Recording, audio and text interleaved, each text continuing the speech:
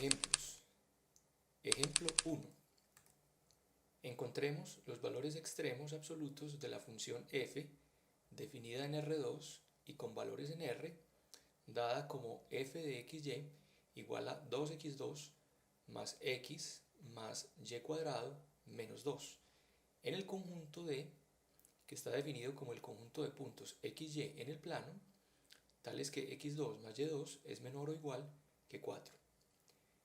Antes de abordar específicamente este ejemplo, repasemos brevemente el método para encontrar máximos y mínimos absolutos en conjuntos cerrados y acotados. El método consiste, primero, en hallar los puntos críticos de f en el conjunto D, eliminando su frontera, que se acostumbra a llamar el interior de D, y a continuación evaluar la función en tales puntos críticos. En segundo lugar, se hallan los extremos de f en la frontera de D. Y en tercer lugar, y finalmente, se comparan los valores hallados en los dos pasos anteriores, y el más grande de tales valores será el máximo absoluto, y el menor, el más pequeño de tales valores, será el mínimo absoluto de la función f en el conjunto D. Recordemos que las hipótesis para llevar a cabo este procedimiento, este método, son que el conjunto D debe ser un conjunto cerrado y acotado, y la función f debe ser una función continua en D, que es, por ejemplo, diferenciable en el interior de D. Apliquemos entonces el método en este ejemplo. En este caso, comencemos observando que el conjunto D es esta región que está limitada por la circunferencia centrada en el origen y radio 2, como podemos observar de acá, de la definición del conjunto, la región que está en la circunferencia y hacia adentro de la circunferencia, toda esta región indicada en verde. Observemos que este conjunto es acotado, pues lo podemos encerrar en una bola o disco, lo podemos meter en una bola o disco, y también es un conjunto cerrado, como ya habíamos visto antes. Comencemos entonces con la solución. Inicialmente encontremos los valores de f en los puntos críticos en el interior. Para esto entonces comencemos encontrando los puntos críticos. Para ello calculamos las derivadas parciales de f de primer orden en x y en y e igualamos a 0. En este caso no es difícil despejar y observar que el único punto crítico de la función en todo el plano es el punto menos un cuarto, 0. A continuación verificamos que efectivamente este punto crítico esté en el interior de D. Pues recordemos, en este momento solamente nos interesan los puntos críticos en el interior de D. En efecto, se puede verificar que este punto está a distancia del origen menor que 2. Rápidamente se puede verificar y por tanto es un punto crítico válido, es de nuestro interés en este momento. Evaluando la función en dicho punto crítico, después de hacer unas cuentas, obtendremos que la función en tal punto es menos 17 octavos. Así que por ahora, con este primer paso, todo lo que tenemos es un punto crítico en el interior, este punto que está localizado por acá, como lo hemos señalado allí. Muy bien, pasemos entonces al segundo paso, que consiste en encontrar los extremos de la función en la frontera del conjunto D. Este paso es el que debemos explicar con más cuidado. Ahora entonces nuestro interés consiste en encontrar los extremos de f en la frontera. En primer lugar, es importante identificar la frontera de este conjunto. La frontera consta de los puntos que están en la circunferencia, estos que estamos señalando allí con el puntero, que están en la circunferencia con centro en 0, en el origen, y radio 2. Muy bien, entonces para calcular los extremos de f en la frontera, lo que vamos a tratar de hacer ahora es expresar a los puntos de la frontera en términos de una variable. Eso es básicamente lo que vamos a hacer. ¿Cómo se hace este procedimiento? No hay una receta general, caso a caso, es decir, para cada dominio particular se debe proceder de manera ad hoc. En este caso, por ejemplo, usemos esta construcción auxiliar o este dibujo auxiliar. Tomemos un punto XY que pertenezca a la frontera, un punto genérico, y consideremos este ángulo que hemos llamado T, este ángulo, y observemos que el radio de la circunferencia es 2.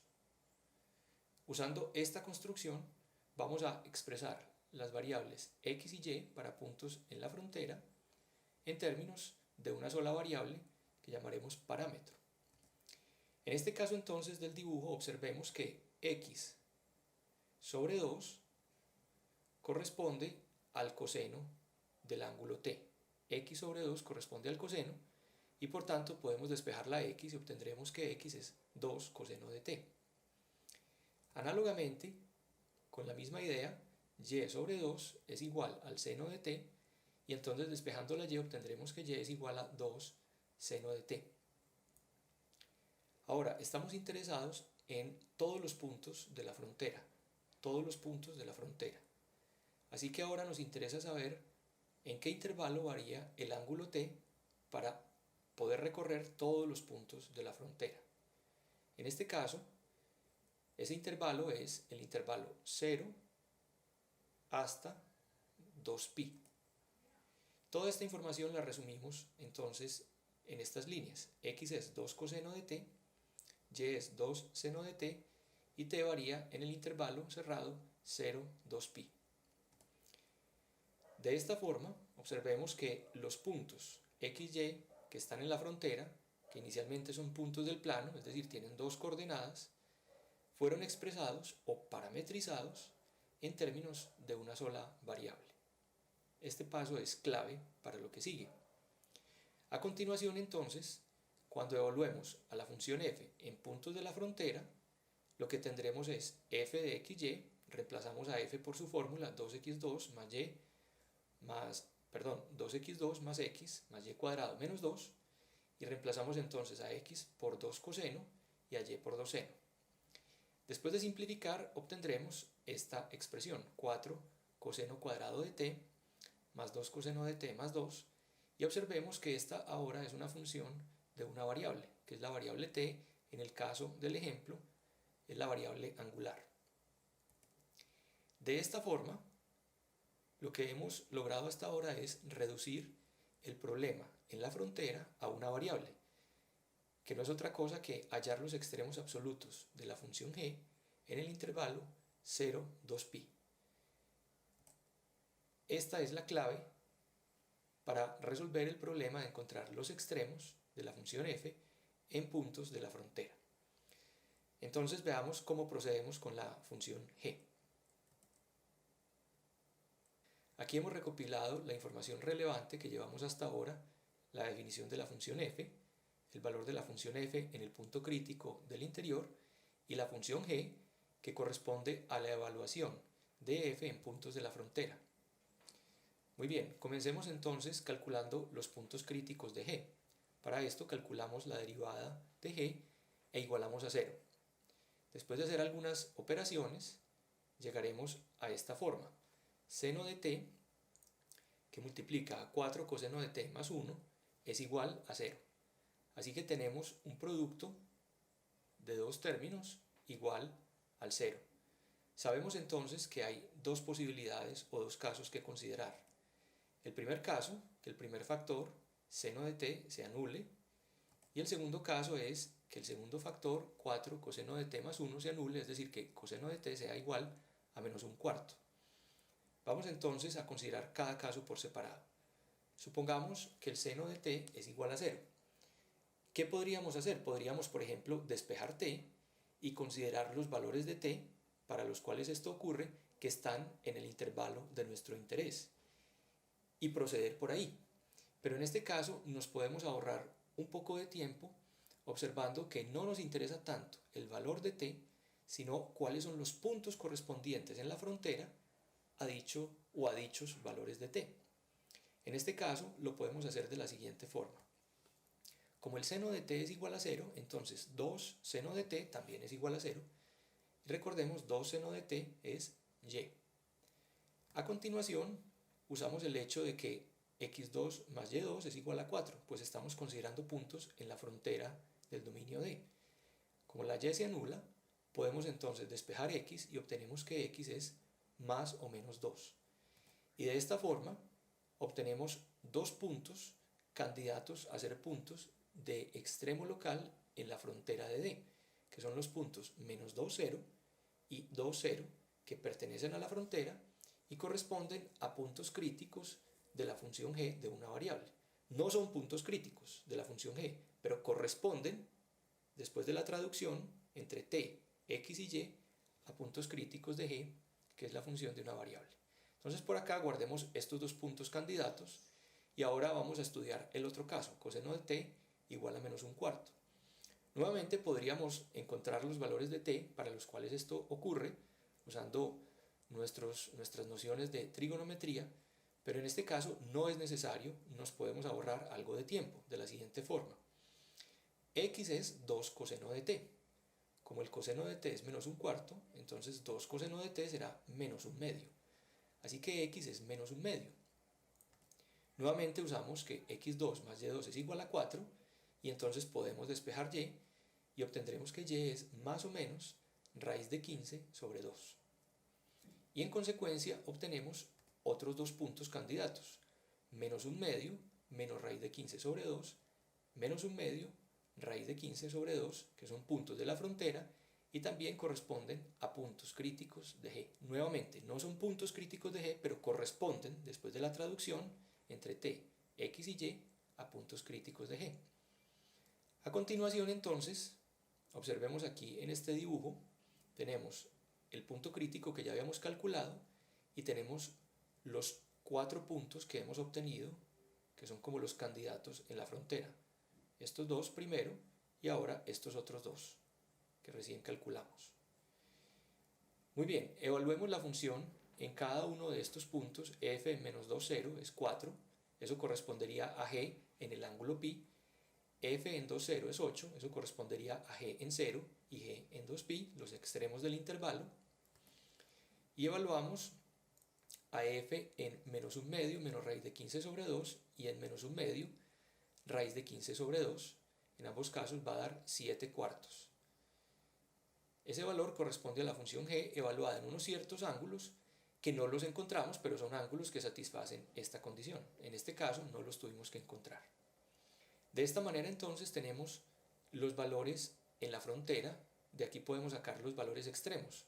Observemos que el máximo en la frontera es 8 y el mínimo es 7 cuartos en la frontera. Y ahora entonces, en el tercer paso, lo que vamos a hacer es comparar los valores de los pasos anteriores, es decir, los valores de la función en el punto crítico en el interior y en los extremos en la frontera. Observemos que en el interior la función vale menos 17 octavos, en la frontera, en este punto ya sabíamos valía 4, en 2, 0 vale 8 y en los dos puntos con raíces vale 7 cuartos. Al comparar esos 5 circulitos rojos, concluiremos que el mínimo absoluto de la función es menos 17 octavos y se alcanza en menos un cuarto 0, y el máximo absoluto es 8 y se alcanza en 2, 0. Volvamos aquí a este dibujo. En ese puntico, en el punto crítico del interior, se alcanza el mínimo absoluto y en este otro punto de la frontera, en este caso, se alcanza el máximo absoluto. Muy bien, vamos a pasar entonces a un segundo ejemplo que vamos a hacer de una manera un poco más resumida. La idea es esencialmente la misma. Ejemplo 2. Vamos a determinar los valores extremos absolutos de esta función f, definida como está allí, en la región cerrada que está limitada por el triángulo D con vértices en menos 1, 1, 2, 1, menos 1, menos 2. Vamos a comenzar identificando la región. Tiene vértices en menos 1, 1, 2, 1 y menos 1, menos 2. La región en consideración es la región limitada por este triángulo, es decir, la región que está sombreada allí en gris. Observemos que este en efecto es un conjunto acotado, lo podemos meter en una bola, y también es un conjunto cerrado como está indicado en el enunciado. Así que es un conjunto cerrado y acotado. Y observemos que la función f es continua. Por tanto, el teorema de los valores extremos que vimos en el episodio anterior nos garantiza la existencia de los valores extremos absolutos de f en D. Comencemos entonces con la búsqueda de tales valores. En primer lugar, como antes, hallamos los puntos críticos de f en el interior de D y calculamos el valor de la función en dichos puntos críticos. Nuevamente, esto consiste en resolver un sistema de dos ecuaciones, dos incógnitas, se igualan las primeras derivadas parciales a cero, y en este caso no es difícil concluir que el único punto crítico es el 0, 0, el origen, que en efecto, observemos, pertenece al dominio D. Así que es un punto crítico de nuestro interés. Al evaluar la función allí, obtenemos que la función vale 0 en el origen. A continuación, vamos a encontrar los valores extremos de f en la frontera de D. Para esto, comencemos observando que la frontera de D consta de tres segmentos, L1, L2 y L3. Estos tres segmentos conforman la frontera de D. L1 es el conjunto de puntos XY que están en la recta horizontal y igual a 1 con coordenada en X entre menos 1 y 2. Y igual a 2 es el conjunto de puntos XY en el plano cuya primera coordenada es igual a menos 1 y cuya segunda coordenada varía entre menos 2 y 1. Y finalmente L3, que es este segmento que está inclinado, es una parte de una recta que tiene cierta inclinación. Como tenemos los puntos extremos, podemos identificar esa recta después de hacer algunas cuentas y observaremos que es el segmento de la recta y igual a x menos 1 correspondiente a x entre menos 1 y 2. Entonces vamos a analizar lo que ocurre con la función en cada uno de estos segmentos. Para esto, la idea nuevamente será la misma que expusimos en el ejemplo anterior y que consiste en, entre comillas, expresar los puntos de la frontera en términos de una variable. Esto no es otra cosa que parametrizar los puntos de la frontera. En este caso, como veremos, esto es un poco más sencillo. Aquí tenemos nuevamente el dibujo. Vamos a comenzar con L1. En L1, los puntos que están allí tienen coordenada en y igual a 1. De tal suerte, tienen la coordenada en y igual a 1, de tal suerte que si evaluamos a la función f en tales puntos, eso será evaluar f en puntos de la forma x1. Y claramente lo que obtendremos es una función solo de la variable x, la hemos llamado h. Tenemos esta función, indicada allí, un polinomio de grado 2, x variando entre menos 1 y 2. Así que en este caso fue más fácil evaluar a la función f en esta porción de la frontera y será lo mismo en L2 y en L3. Realizando el mismo procedimiento que hicimos antes, encontrar los puntos críticos de h, evaluar la función en esos puntos críticos, en este caso solo hay uno, que es menos 1, y en los extremos del intervalo, etcétera, etcétera, concluiremos que el valor mínimo de f en esta porción del dominio, que es L1, es 2, y el valor máximo es 11 en esta porción, o sea, solamente evaluando a f en estos puntos de este segmento. Análogamente procedemos con L2. Ahora en L2 observemos que es x la variable que está congelada en menos 1. X es igual a menos 1 y entonces cuando evaluemos a f en estos puntos de L2 obtendremos una función que hemos llamado g en la variable y, una función de una sola variable, que era lo que queríamos, y llevaría en este intervalo cerrado. Nuevamente realizando el mismo procedimiento que ya conocemos, incluso desde cálculo diferencial, concluiremos que el mínimo absoluto de f en esa porción de la frontera es 2/3 y el máximo absoluto es 17. Y un procedimiento análogo llevamos a cabo en L3.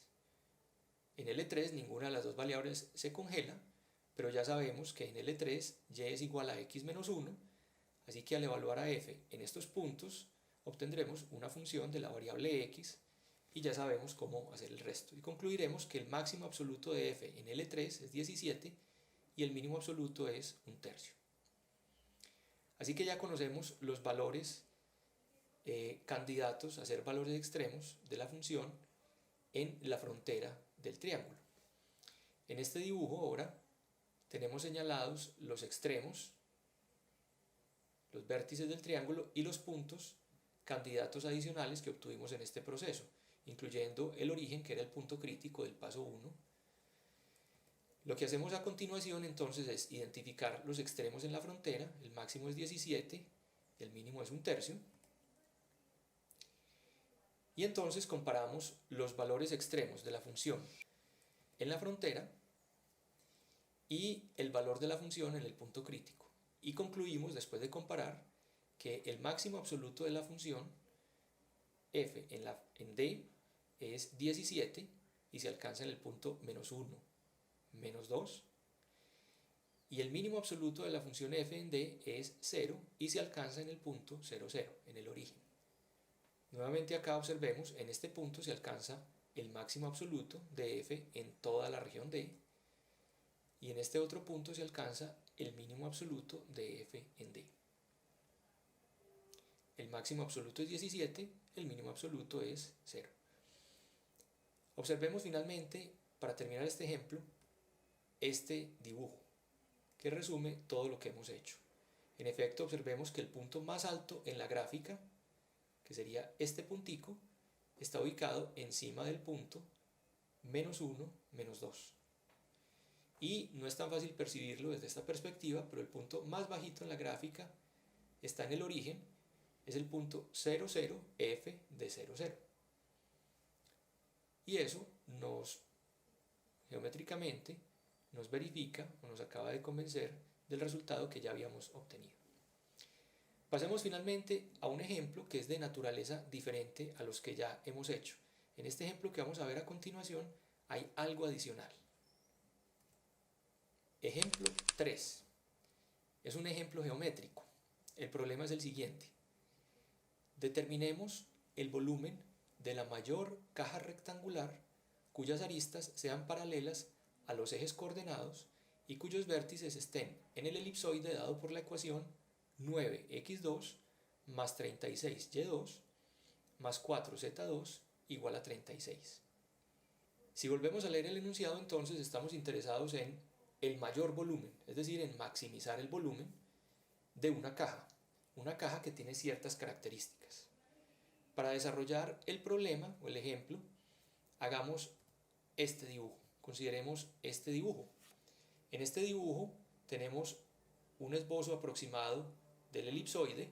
Observemos acá los coeficientes de x2, y2 y z2. El más pequeño es el de z2, es decir, que el elipsoide es más alargado en z2, un poco menos alargado en x2 y un poco menos todavía en y2, es decir, es más alargado en el eje z, un poco menos en el eje x y más angosto en el eje y. Este es un dibujo aproximado. Y por allí adentro se percibe la caja rectangular cuyos lados son paralelos a los ejes y cuyos vértices pertenecen al elipsoide. Es decir, estos 4 vértices de arriba y los 4 correspondientes abajo serían puntos del elipsoide. Muy bien, entonces vamos a empezar a resolver el ejemplo, y para esto entonces el primer paso consiste en plantear de manera precisa el problema, es decir, llevar el problema a las condiciones de los ejemplos anteriores. Es decir, vamos a determinar una función, la función que queremos maximizar, y vamos a determinar cuál es el conjunto cerrado y acotado en el cual la queremos maximizar. Comencemos entonces con un planteamiento sencillo. El volumen de la caja es largo por ancho por alto. Volvamos al dibujo. Estas líneas negras nos indican largo, ancho o profundo y el alto. Para poder traducir esto en términos de variables manejables, vamos a adoptar la siguiente convención. A este puntico, que corresponde al vértice de la caja que está en el primer octante, lo vamos a denotar como XYZ. Este punto es XYZ y observemos que es el vértice de la caja que corresponde al primer octante, es decir, las 3 coordenadas son positivas. Muy bien, Entonces, en términos de x, y, z, el largo lo podemos expresar como 2x, el ancho lo podemos expresar como 2y y el alto lo podemos expresar como 2z. Y entonces el volumen, en una primera fórmula, el volumen en términos de x, y, z es 2x por 2y por 2z, es decir, 8xyz. Sería más fácil para nosotros resolver el problema si solamente tuviéramos que maximizar una función de dos variables. Así que nos interesa reducir esta función de tres variables a dos variables. ¿Cómo podemos hacer esto? Recordemos, este punto x, y, z pertenece al elipsoide. Esa es una de las condiciones del enunciado del problema. Los vértices están en el elipsoide.